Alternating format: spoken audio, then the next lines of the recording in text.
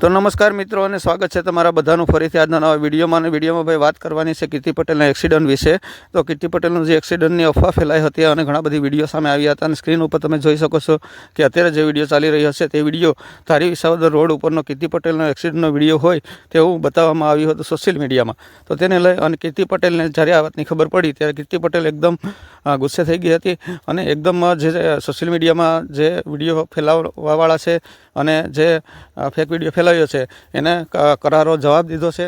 અને કીર્તિ પટેલે શું જવાબ દીધો ને એ આગળ ભાઈ આપણે વિડીયોમાં જોવાનું છે। તો વિડીયો પૂરેપૂરો જોજો અને વિડીયો માટે એક લાઇક કરી દેજો અને ચેનલને સબસ્ક્રાઈબ કરવાનું ભૂલતા નહીં આવા જ અવનવા વિડીયો જોવા માટે।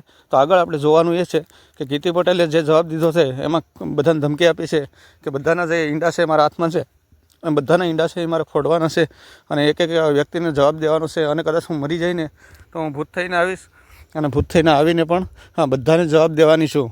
તો ભાઈ બહુ ખતરનાક રીતે એણે જે છે એનું સ્ટેટમેન્ટ આપ્યું છે। તો હવે સ્ટેટમેન્ટ જે છે આપણે આગળ જોવાનું છે। તો વિડીયો માટે લાઇક કરવાનું જરૂરથી ભૂલતા નહીં અને કીર્તિ પટેલે જે બોલ્યું છે એના વિશે તમને શું લાગે છે તો લાઇક કોમેન્ટ કરી અને જણાવજો કે કીર્તિ પટેલ જે કીધું એ સાચું છે કે ખરેખર એનું અભિમાન હોય એવું દેખાઈ રહ્યું છે।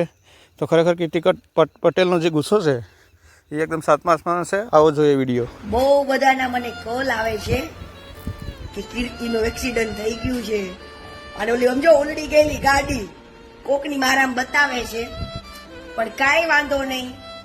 હું છે ને કદાચ ટપકી જાઉં ટપકી તોય ભૂત થઈને આવું।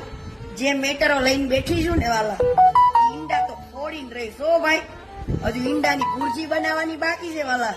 અને કીર્તિ પટેલને કઈ થાય વાલા કાંઈ ના થાય એટલે મને કાંઈ નથી થયું મારું કોઈ ટેન્શન ના લેતા અને શું થયું શું નહીં ને હું તમને અવશ્ય જણાવીશ।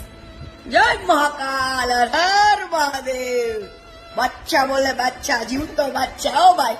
યમરાજ પણ પાછો વળી ગયો કીર્તિને જોઈને આમ મારી કીર્તિ કે જીવી જા ખાણાની આણવાની બાકી છે।